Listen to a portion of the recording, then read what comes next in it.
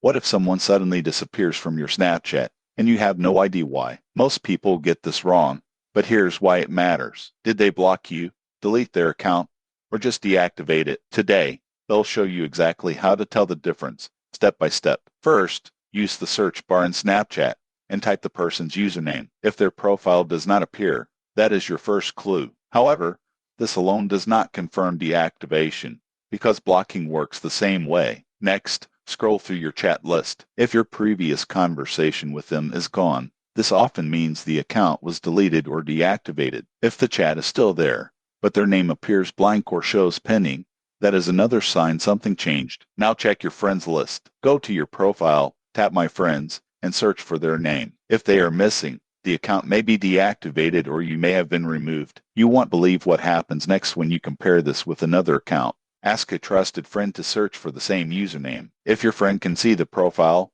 but you cannot, then you were likely blocked. If no one can find the account, it is almost certainly deactivated or deleted. The surprising truth is that Snapchat deactivates accounts temporarily before deleting them permanently. During this period, the account is invisible to everyone. So remember, check search, chats, friends list, and ask a friend.